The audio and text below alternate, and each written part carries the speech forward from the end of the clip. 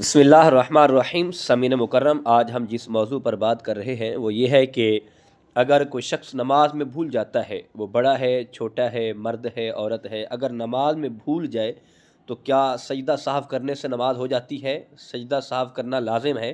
آج اس بارے ہم آپ کو آگاہ کرنے جا رہے ہیں.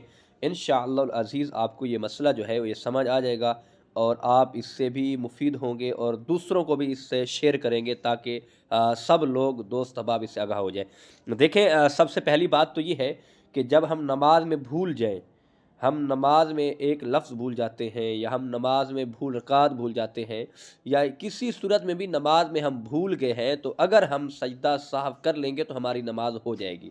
یعنی بھول جو جاتا ہے انسان، تو سجدہ سہو کرنے سے نماز ہو جاتی ہے.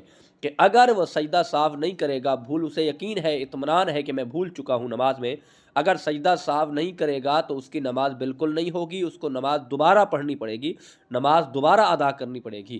ہاں، اگر سجدہ سہو کر لے گا اور سجدہ سہو کرنے کی وجہ سے اور نماز جو ہے اس کی ہو جائے گی اور نماز تسلی رکھے اور اس کی نماز جو ہے مکمل ہو جائے گی. لیکن سجدہ سہو بھول جانے کی صورت میں ضروری ہے، اگر سجدہ سہو نہیں کرے گا تو نماز نہیں ہوگی.